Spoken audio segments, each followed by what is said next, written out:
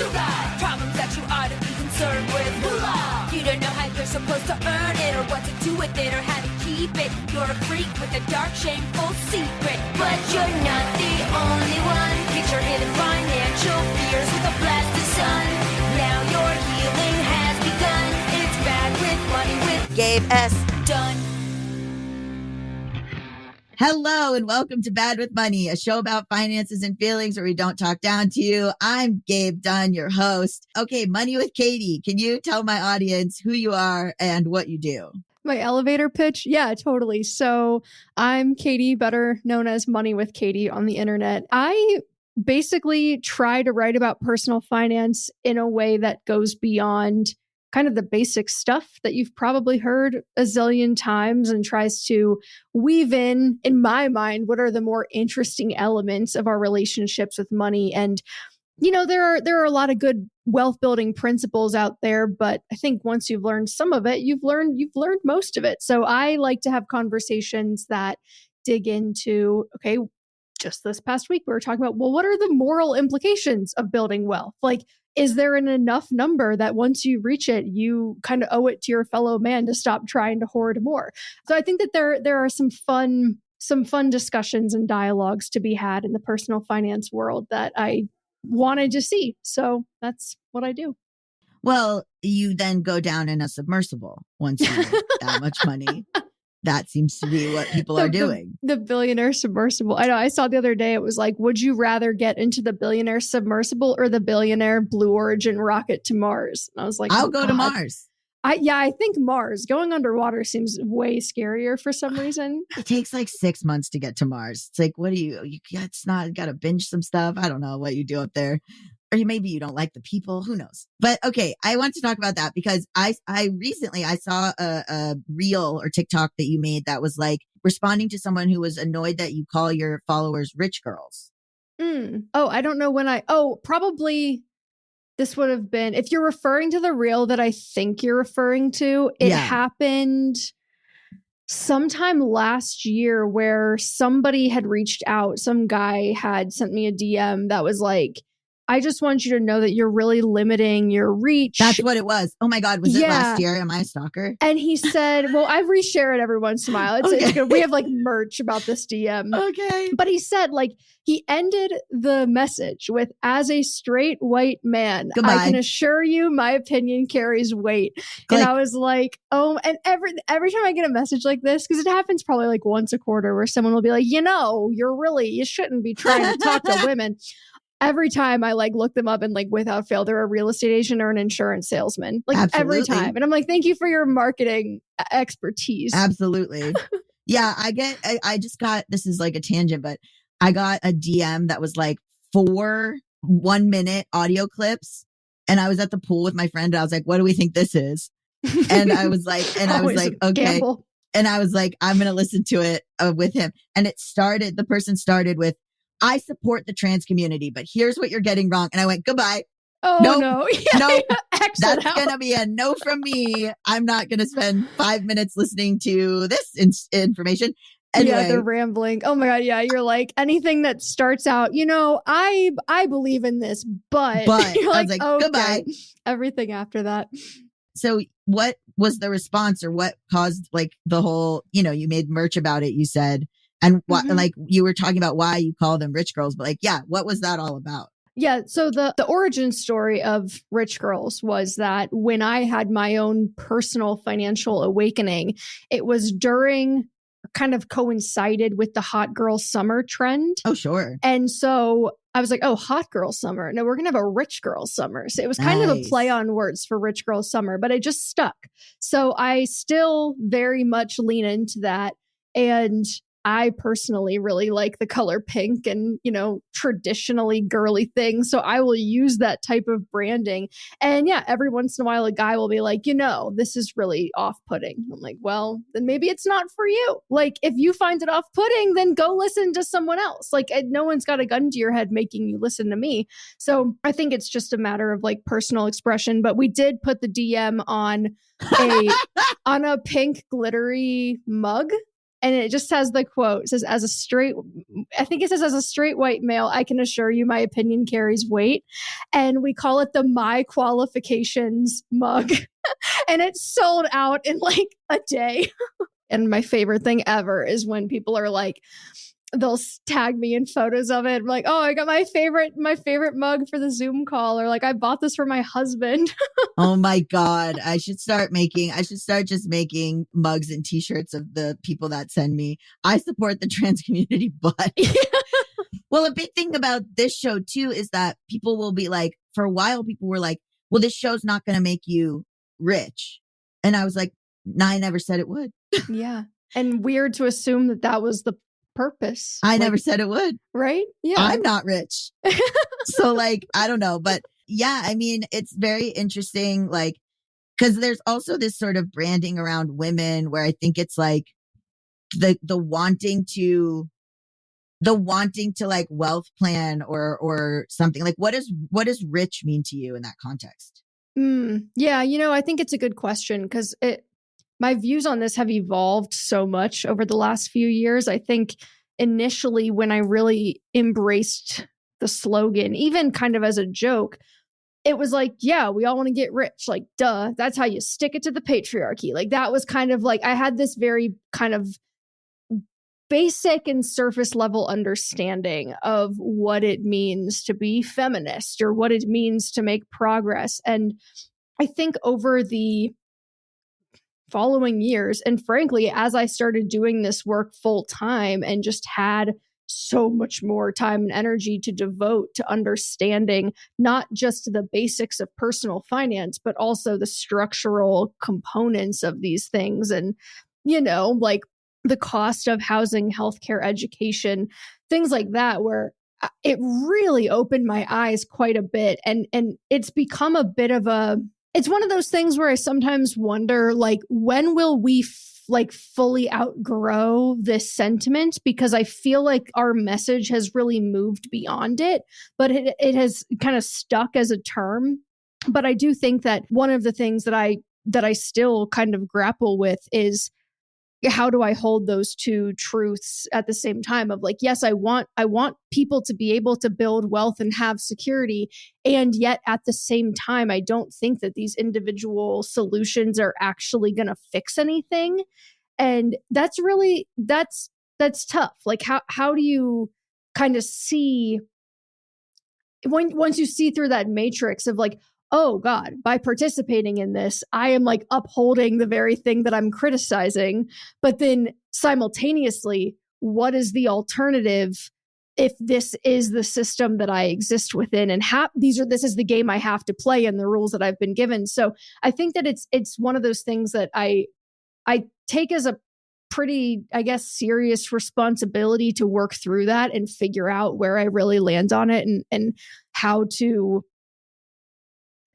do that ethically, where your own individual gain or accomplishment or success and you encouraging other people to individually, you want to help people and give them tools that are actually going to work, right? But I think that there is that other piece of it of like couching all of that in the language or in the realization that, well, this isn't really actually fixing anything. Like this is making your individual life better, but it's not actually solving anything more broadly.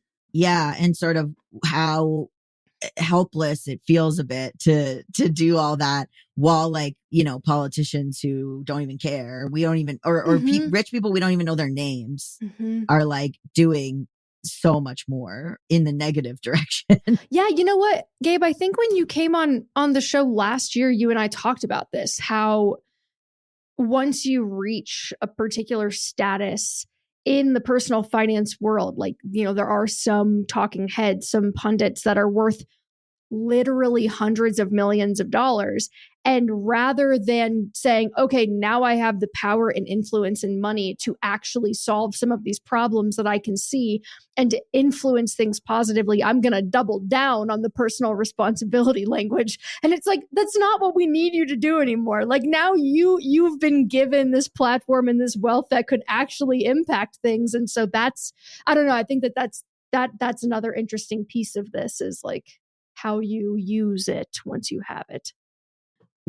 So we were going to talk a lot about like wealth planning, but like, what do you think of like the term wealth plan? And like, is that what, what's the sort of misnomer around that? Or why would, I think like some people would be like, oh, like wealth, like, I don't know. The word wealth is so. Yeah, it's kind of loaded. Yeah. I would say that the misconception maybe, or what turns people off, is that, have you ever heard how, like in the English language, we only have one word for love, and that word has to encapsulate so many different things? But I think in like Greek, they have like 7 different words for love, depending. I think wealth might actually be kind of the same way, in the sense that you could look at someone like Jeff Bezos and be like, wow, what wealth? Or you could look at someone who can send their kid to college and be like, wow, what wealth? Obviously, these are 2 completely different universes of money, but we don't really have a great normal person equivalent or term that's specific to like the amount of money that's going to give you a level of security and stability. So I think it's valid to be turned off by the concept for sure. I do think that for me, what it came down to was not having to rely on anyone else, whether that's like another person or job, like a particular source of income. Like for me, what I was really trying to solve for when I got into personal finance myself was, I don't want to ever feel trapped. Like I just don't want to feel like I can't make a change that I feel I need to make for myself because of money. I don't want that to be the limiting factor. And so enough, quote unquote, enough wealth for you will fully depend on the lifestyle that you want to lead. But I think that it's almost an inescapable fact, particularly in the United States, where some of the most valuable things that you need to survive are directly correlated to your ability to pay for them because they're not provided for you. Like I'm thinking, I guess, specifically of like healthcare and education. I was thinking that too, like needing to have a job tied to healthcare. Yeah. Yeah. Like I think that those are the types of things where you could decouple that, and many other countries do, right? Mm-hmm. But that's not, so if you live here, it's kind of like, well, those are the rules of the game. So yeah, I think for me, wealth just meant like the inability to be trapped or, kept in a box by any person or anything that like once I decide it's not right for me anymore, I personally have the ability to get myself out of that situation. And that ranges from inconveniences to like serious life changes. So I think the scale grows as your own capability grows and your own bank account grows, but you got to start somewhere. And that's kind of how I think about it. Yeah. Very recently, I used Indeed to get hired for a part-time job. The employer put their job listing up on Indeed. That's where I found it. I applied through Indeed and I got the job. Indeed made the hiring process so easy. I was able to search for all kinds of jobs based on my skills and being able to look at really easy to read descriptions from the jobs about what they were looking for in a candidate. If I needed to hire someone again, I would absolutely use Indeed. And I also have been telling everyone when they've been saying that they want to look for a job or they don't know where to find a job, I was like, you got to use Indeed. I've literally told like 4 people like, oh, I found this job on Indeed. That's where you should look if you're looking to find a job. And the job I was looking for, they needed someone really quickly because they were growing so fast. So they needed to hire the right person very fast, and it was so important. When it comes to hiring, Indeed is all you need. Stop struggling to get your job posts seen on other job sites. Indeed's sponsored jobs help you stand out and hire fast. With sponsored jobs, your post jumps to the top of the page for your relevant candidates, so you can reach the people you want faster. And it makes a huge difference. According to Indeed data, sponsored jobs posted directly on Indeed have 45% more applications than non-sponsored jobs. I sincerely love Indeed. I went on there. It was incredibly easy. I literally got hired in September for a job actually using Indeed. I know this is a podcast ad, but I mean it. I really did use Indeed. I really do recommend Indeed. It all happened so fast and I didn't even have to really stress. I found what I wanted. I got the job. Plus, with Indeed sponsored jobs, there are no monthly subscriptions, no long-term contracts, and you only pay for results. How fast is Indeed? In the minute I've been talking to you, 23 hires were made on Indeed, according to Indeed data worldwide. And if you're looking to hire, you need to use Indeed because you'll find people like me. There's no need to wait any longer. Speed up your hiring right now with Indeed. And listeners of this show will get a $75 sponsored job credit to get your jobs more visibility at Indeed.com/badwithmoney. Just go to Indeed.com/badwithmoney right now and support our show by saying you heard about Indeed on this podcast. Indeed.com/badwithmoney. Terms and conditions apply. Hiring? Indeed is all you need. The word middle class too has lost all meaning. Dude, I love studying class. It is so fascinating to me in the United States. What do you mean? Because we in the US, I feel like we almost try to pretend as though it's not there or it's not real. Like there is this perception maybe or this collective facade that class isn't a determinant of the type of life you can lead or the opportunities you have available to you. Mm-hmm. And I was reading recently this interesting take about how, I think they were talking about the UK, how in the UK there is a fair bit of classism. And in some of those countries there is classism and you're kind of expected to adhere to the class that you're born into.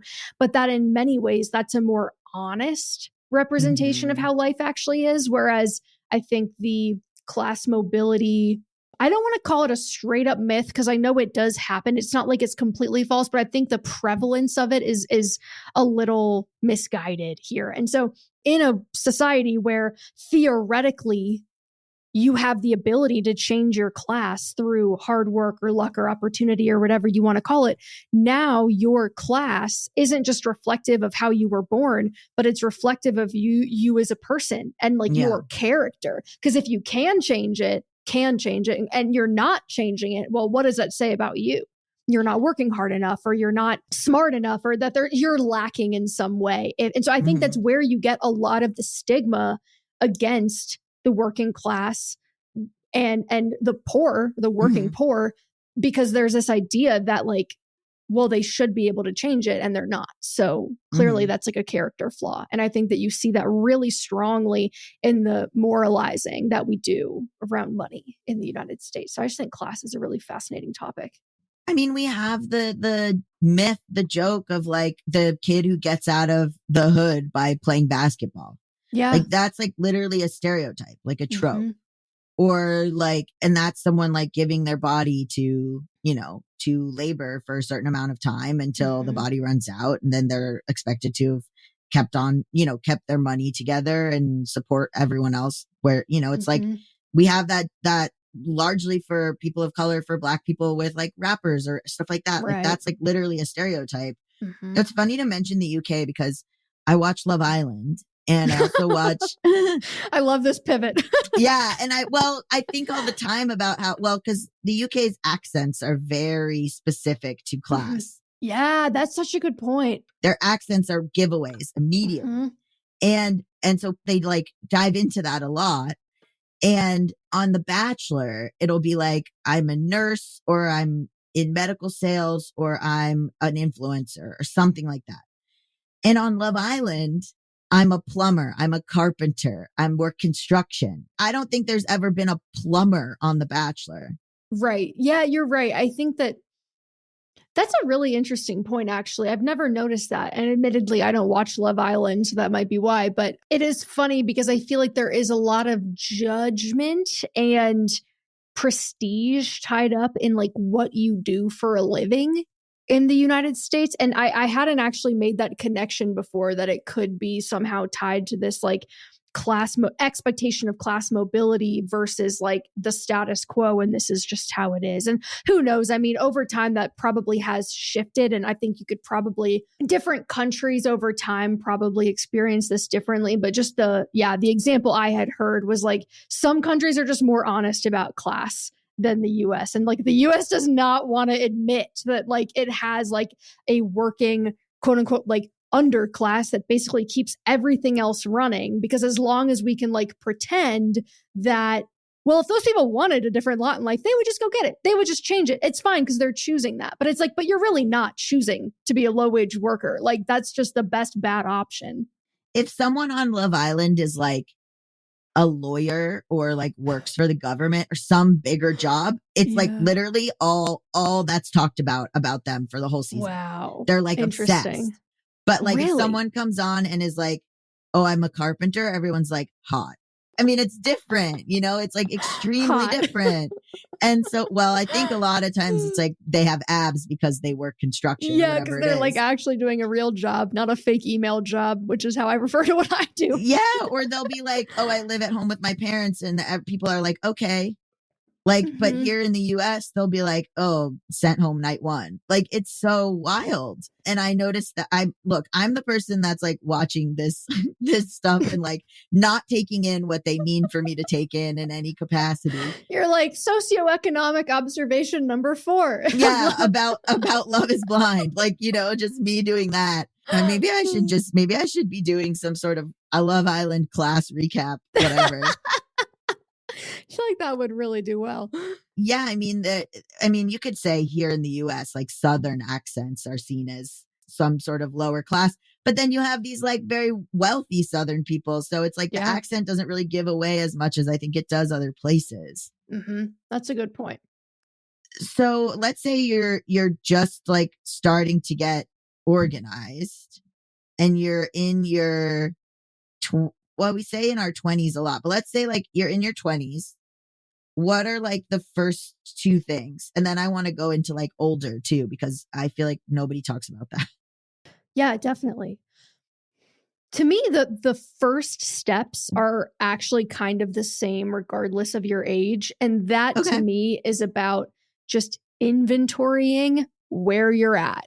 And I think you and I may have talked about this in the past, so apologies for any redundancies, but I do think that it's kind of about understanding the lay of the land. And okay, like this is how much I have coming in every month. These are the obligations that I have to meet. This is the money that I'm currently spending that's discretionary, and maybe any other liabilities like debt that you're currently paying off, and what you're having to pay to service the debt, right? And just interest rates and things of that nature, so that you can really understand like the bigger picture. And I think a lot of people shy away from this because they're afraid maybe of what they're going to find. No, it's horrible.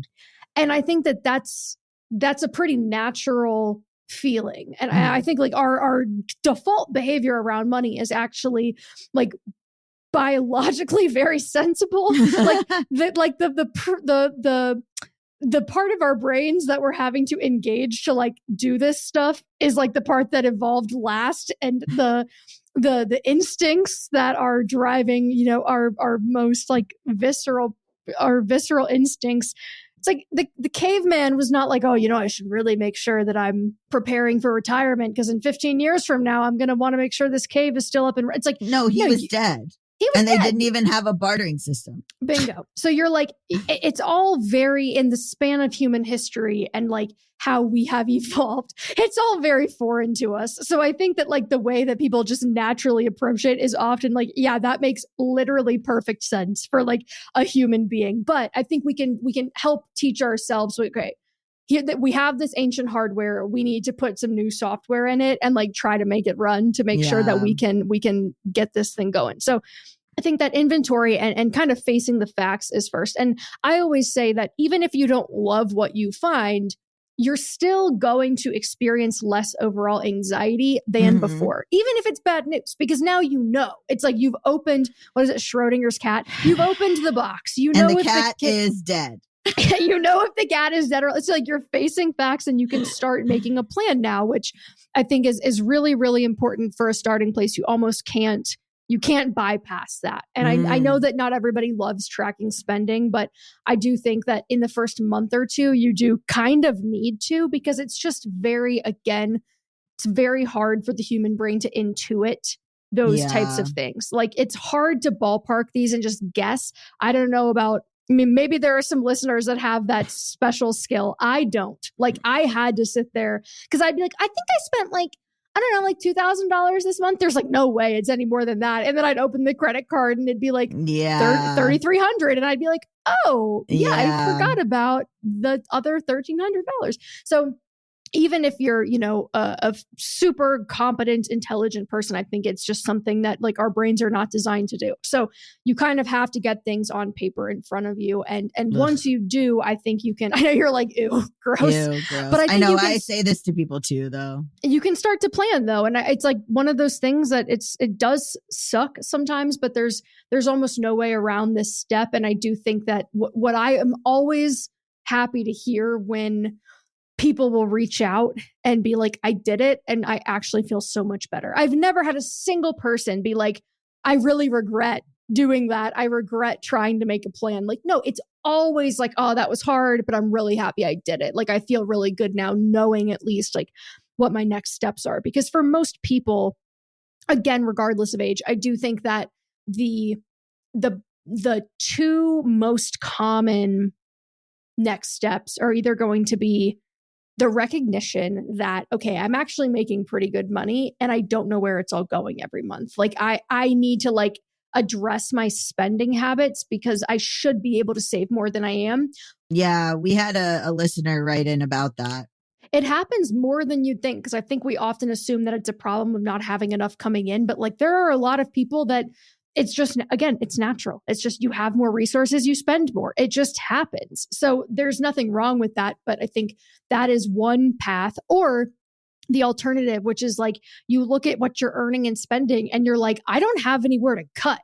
Like unless I turn my lights off, like, and in that case, you're really probably not going to spend a whole lot of time being like, where could I skip the Netflix subscription? It's like, no, I need to like figure out a way to go be paid and compensated more fairly for the work that I'm doing, whether that's like changing employers or if you're like a part-time worker, maybe working full-time. But I do think that most people either end up in one of those two buckets because every once in a while, someone will be like, oh my God, amazing. I like have great spending habits and a great income and I have all this margin and now all I need to do is invest it. I mean, that's ideal if that happens because it's like, that's the easiest solution. But most people end up having to address one of those two levers before they can like actually start doing things that are going to put their money out into the world to a more productive use.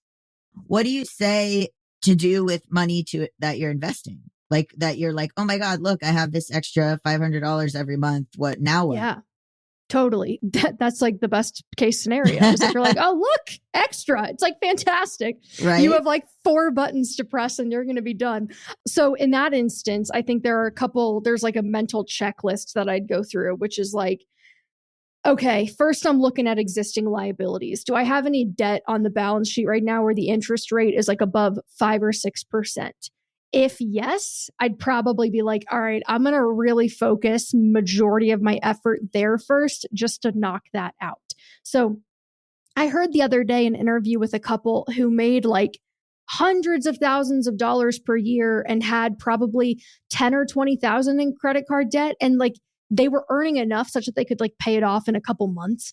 And they're like, oh, we don't really mind it. But it's like, well, hold on though. Like, you should mind that because it's costing you an arm and a leg and you can pay it off. So I think I'd look at debt first. From there, assuming that's taken care of or not a concern, then I would just look at, okay, how much money, how much cash do I need on hand just to like make sure if anything goes crazy, I'm not having to put it on a credit card or like take out debt or find myself in a bad position.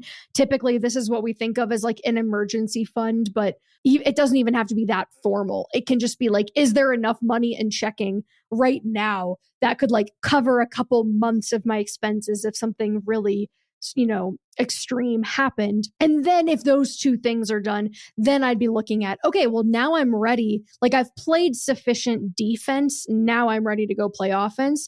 And playing offense, I think, is a matter of, coming up with, this sounds really nerdy, but like your investor philosophy. Like, what kind of investor do you want to be? Do you want to be a more actively involved investor? And like a lot of people that become like, that get into like rental properties and stuff, I'm not really about that. It's just not for me for a couple reasons. But like some people, that's their preferred method because the stock market feels too risky to them. I am more of like, I want to not have to focus on what that money and investments is doing. I want to just find the most tax efficient way to make a bet that is going to have the highest probability of paying off for me in the future. And so for me, that means using the tax advantaged accounts I have, like a 401k, as well as a taxable brokerage account, just like a standard basic brokerage account, and investing in index funds, which is like the boring way to do it. But there are so many amazing like fintech platforms now that really take out the majority of the quote unquote hard part about that, which is like, it used to be that you had to like have a guy, like a broker that you could call and you'd have to tell him, and I'm saying him on purpose because like 90% of them at this time were male, but like, you know, there were not many women that were working in finance, but like you'd have to tell them what to buy for you and you'd have to do your research, and there really weren't the options that, you know, we have today. So I like platforms like Betterment and M1 Finance, platforms that just make it really easy, where like you can open the account, contribute the cash, and just one time make decisions about like, this is my risk tolerance, this is my timeline. And then it allows you to focus the lion's share of your effort and thought on the part that you actually have control over, which is like how much you're putting in, and you're not sitting there tinkering with an asset allocation or being like, oh, the stock's down, I need to do something with it. Like that is mostly noise. So I try to, you know, focus on simplicity.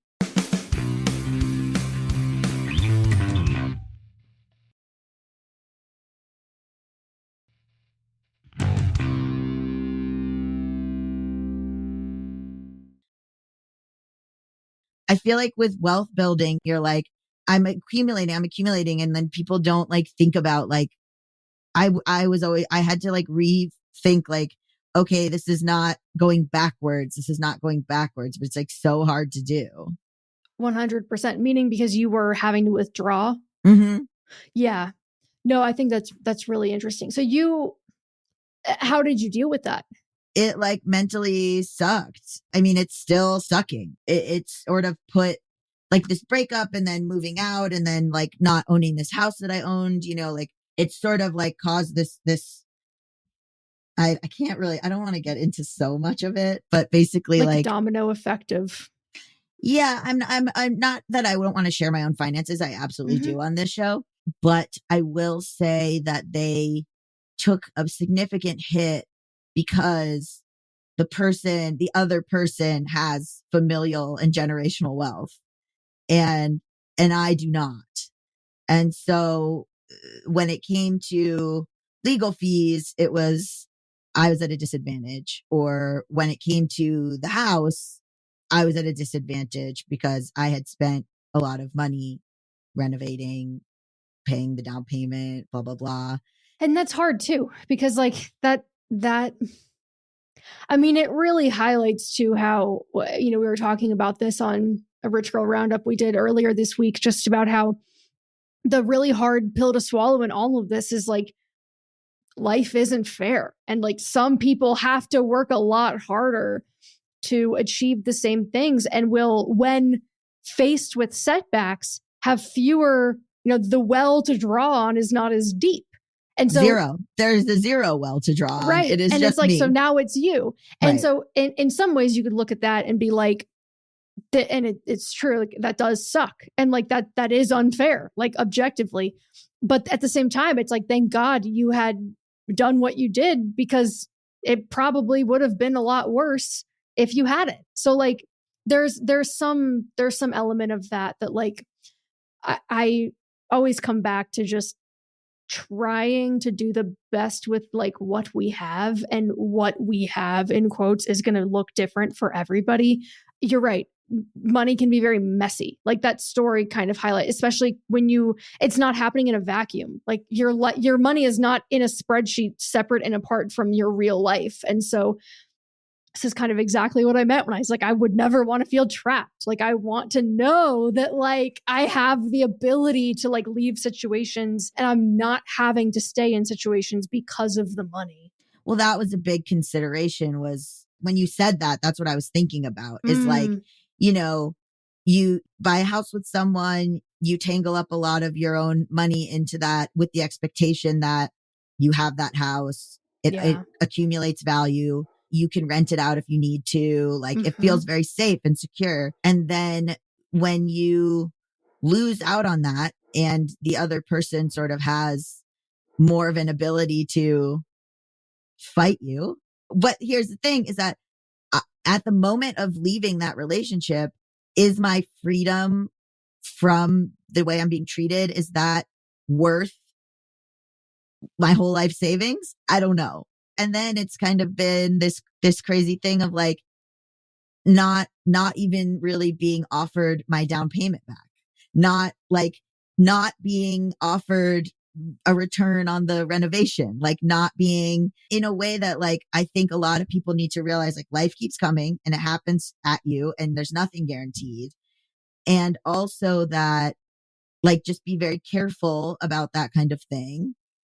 And also that like trying, for me personally, trying not to beat myself up or think, wow, you really had the things, American dream things, and now you don't anymore.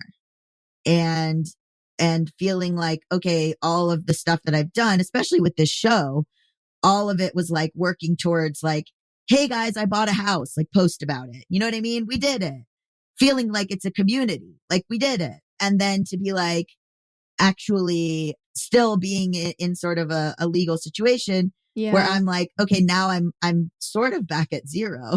Like literally? No, I have my retirement and I have a little bit of money, but in the wake of all of this, I had to pull all my stocks. Yeah. Yeah. I see what you're saying. Like you're having to tap resources that you were not expecting. Yeah. And now like talking to you now, I'm like, well, you know, it's extremely lucky that my student loans had been paid off by a book deal a couple of years ago, like, you know, the book deal that I got for this. And it's also very funny because like I'm running parallel to my friend who I do my other show with, who wants one, thank God that she is like someone who is very much like, I come from generational wealth. I have money, you know, like she's not someone who like sits here in LA and cosplays as poor. She doesn't do that. So whenever we would get paid the same for stuff over the last 10 years, she would pocket $50K and I would pay off a student loan. And we could see that with each other.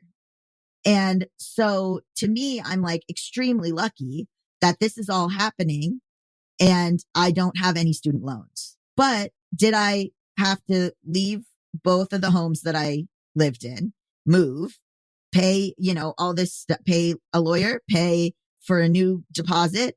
Did I get my deposit on the house that I moved out of, that I lived in with my ex? Absolutely not. So I had to pull the $30K I had in the stock market so that I could continue to live. And that's not even scratching the surface of what happened. But like, so with this show, it's felt very strange to be like, I've made all this progress and then like, you know, you're building wealth and you think you've reached a certain level and then it's like it all kind of goes to shit. I mean, I think that's like an incredibly honest and an incredibly real part of all of this that we often don't talk about. Nope. I think in part because it's scary to acknowledge that is a possibility for everybody. Like for everyone. You know, I don't care how in love you are. I don't care how close you are with your friend who you bought a house with. I don't care.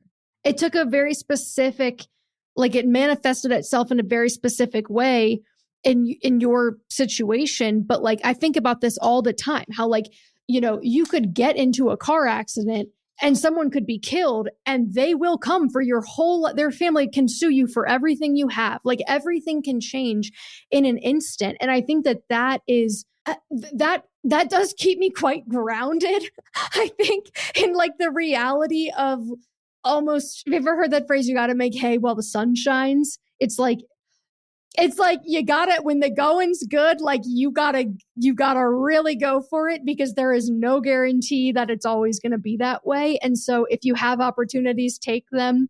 If you're doing well for yourself, don't overextend yourself or like spend everything you have because you assume that you're always going to be able to get more. Like 1 in 4 Americans will experience a disability before retirement age that's going to impact their earning potential. There's just so much that can happen. And even hopefully in a lot of cases, insurance can kind of limit your downside. You can take out umbrella policies or, disability insurance. But like, there are just so many things that we just never know.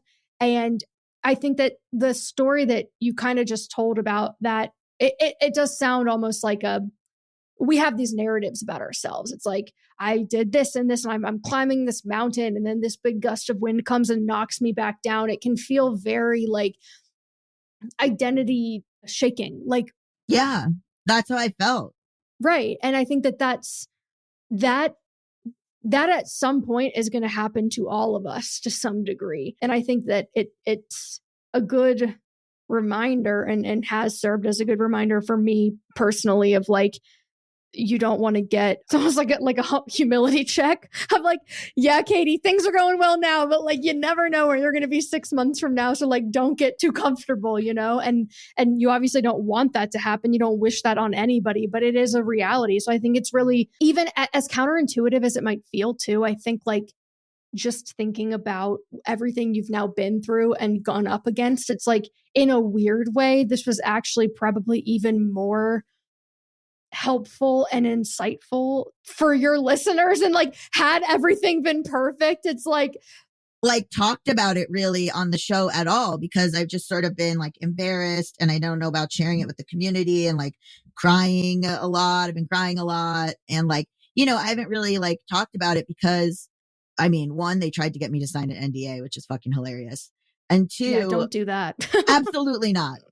Don't Absolutely sign not. anything that says you can't talk about it. I haven't wanted to talk about it because I don't want to, because it dovetails with like, I don't know, feeling like not like a pessimist, but I'm definitely someone now who maybe people who've listened to this show have heard me sort of switch up. And anytime we talk about relationships, being like, do not share your money, do not buy a house with anyone, do not they You're can like, kind of pick take up on it a from vibe me. of what has happened. Yeah. Like, like, don't, okay, so don't is this put like the first time that you're getting into this on the show? Like, this is really like, wow. Okay. So like, do you think, has anyone asked? Like, do you think people have noticed? Like, has it been brought to your, and you've kind of pushed it aside, or has it just been more of like not about the financial aspect? I would say don't put their father on the deed, so that when you've actually put in 65% of the money and they've put in 35, but then their dad is on the deed. So then later when it comes to you guys breaking up, they can actually claim that they own 66% of the property because there's 2/3 and I'm 1/3. bro. Woo! Oh my God.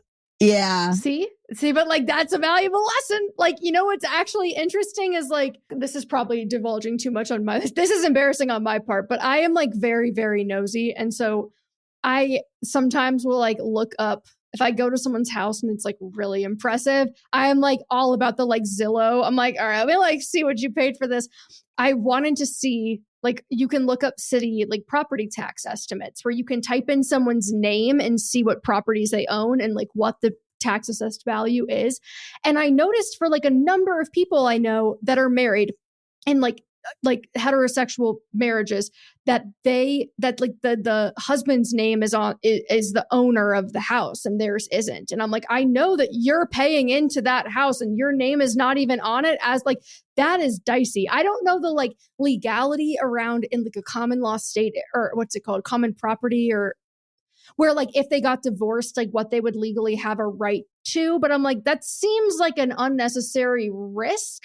And these are things that no one tells you. Like, these are smart women that I know that like do not, I don't think, have a legal right to the homes that they're paying for right now. So it's like, you have to talk about it, right? Like, you have to, if no one talks about it, how will you know? And in trust, and also in like, I'm not even explaining fully. Well, but I mean, that says something about you too, though, because you're not trying to like, publicly bury another person, even though you like probably you I could haven't and said like anything. come out on top. But I'll like, cut through this truly and be like, I haven't said anything untrue. yeah, It's wild. So, yeah. and you know what I used to say, and you're talking about like your friends and the husbands, Mhm. is that they would probably say, oh, I trust this person. And I would even say to my ex, I would be like, we love each other so much. Obviously, there's no world in which we would do this to each other. But, Mhm. What if tomorrow you hit your head and you Mhm. come back and you have a totally different personality? Right. And Right. you come out of a coma and you don't know who I am. And and your name's on the house, but you're out of the coma and you don't even know who I am. So you kick me out. Mhm. Like, cause they would be like, well, I personally would never do this. And I'm like, I'm sure, but like maybe coma you would, Totally. Yeah, you're right. It's like you and all of the like I'm sure someone listening might be like, what are the chances of that? But it's like it doesn't matter. The point is that there is a chance that it could happen. Like there's a non-zero chance Right. that could happen. My husband and I, we didn't get a prenup because when we got legally married in 2021, I didn't know that was something that like you should do. Why is So- no one getting a prenup? My I don't mom is know. a divorce lawyer. She doesn't have a prenup. My ex didn't want us to have a prenup. Well, wanted us to have the same lawyer for the prenup, which is not. I don't even think that's like legal. That's not legal. And then also, my couple of my friends who are getting married are not having prenups, and I'm like, what is wrong with all of you? We're thinking about doing like a post-nup now because it's like, well, we should probably have one. Like it's because everyone, the way that I heard it described that I thought made a lot of sense because I know that some people feel really strongly about this is like everyone has a prenuptial agreement. The difference is whether or not you're going to write it or the state's going to write it. So it's like if you want any say in how things are going to be divided in the event the marriage goes south, like you should spend a little bit of money to get this done. And let me tell you my new red flag. If the person says, if you're with someone and you want a prenup and you want your own lawyer and you want them to have your own lawyer and you want to be protected and they take that personally and as an offensive thing, you break up now. Red flag. You absolutely break up right now. I think there's too, like, there's a level of, almost like this very mature level of love that's required to be like, I cannot imagine a world wherein I would ever do anything to hurt you, but I love you enough to want you to be protected in the event that does happen. Mm-hmm. Like to where it's more of a selfless perspective on it as opposed to the selfish of like, well, what do you expect? It's like what are you saying? What are you saying about me? That you want to, right? It's like, well, it's not because you're expecting something to happen. You don't get homeowners insurance because you expect your house to burn down. But if it burns down, you're probably going to want it, right? So yeah, I think like logically, I think it makes so much sense for us. We just like at the time, I didn't know enough before we got married and we had talked about it kind of like my husband was all for it. Yeah. And I was like, yeah, sure. Why not? But it was more of that, life happens quickly and like we never got around to it. And here we are 2 years later and we're both like, we probably should like do that. Like we should probably have one just to like cross all the T's and dot all the I's. You just don't want to leave it to chance. Like why would you if you don't have to? I'm like hearing from people too that like post-nups aren't even that enforceable or whatever. I don't know. That's scary. Yeah, I need to look into it more. I haven't. Do you think that like you're hearing that post-nups are not as enforceable as a prenup? Yeah. That makes sense, I guess, because it's like before and after. Yeah, I don't know.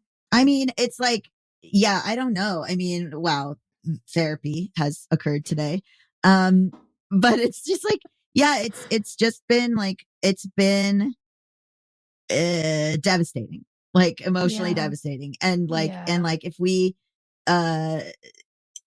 just, and like the loss of like future real estate, just like real estate investing and like being able to think like, okay, well, if I ever need money, I can rent this place out or just like that stability of like owning a home that I like thought I had reached. I'm now like actually losing money. Like it would have benefited me to not to not combine finances with this person and put that money in an index fund. Right.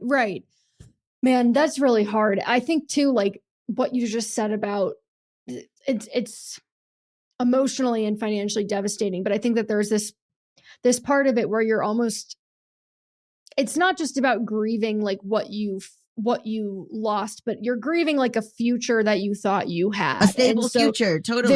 There's this like this piece of it where I think it is wrapped up in identity. It's like, I thought I had achieved this. And I think there's a great deal of pride that goes into it. Absolutely, especially because it's coming from a family that no financial support. Exactly. It's like, look at me, I achieved the American dream all on my own, right? Like despite the obstacles. And in your case, like through pretty much like it wasn't even like, oh, I worked a stable job and like was disciplined. It's like you created something of value, like entrepreneurially, you made that happen. That is like the most quintessential American dream, is like forging out on your own and like, thank you. You know, paying off student loans with a book deal. Oh, absolutely. I mean, it's extremely impressive, but I don't know. I think that it might sound cheap, or it's easy for me to sit here and say this having not gone through it, but like that experience does not negate the fact that those things are true about you.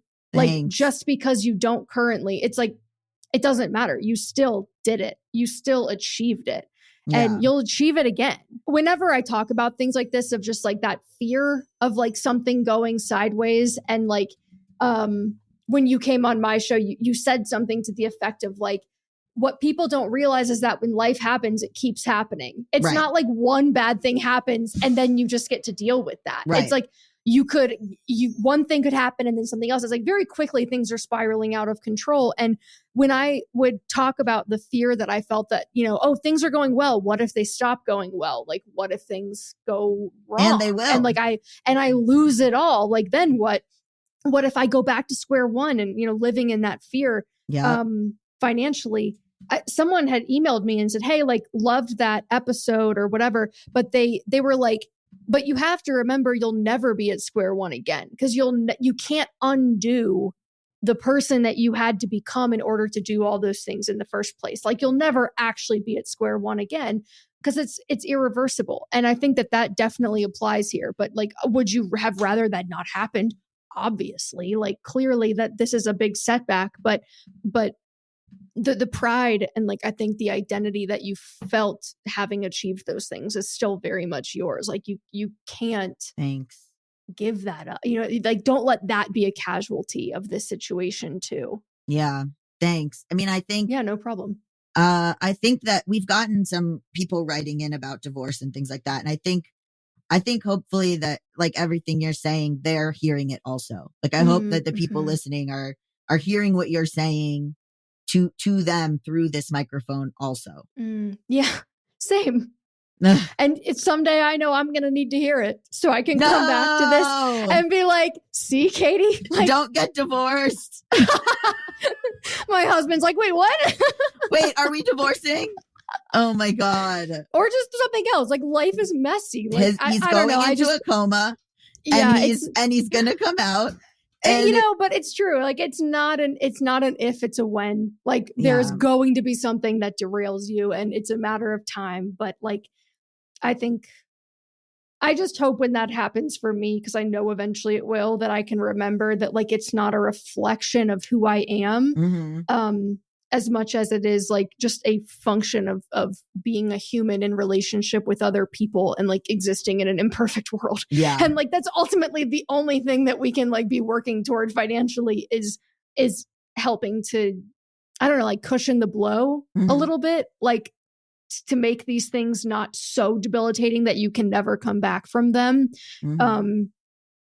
Yeah. But like this idea of going backwards, like that's super powerful. I think like everyone experiences that and no one talks about it. So I think it's like really great that you are, you know, assuming you keep the interview, that you're willing to talk about those things, as long as the NDA never gets signed. I'm not signing that NDA. I'm not signing it. It's a non-disparagement agreement is what it was.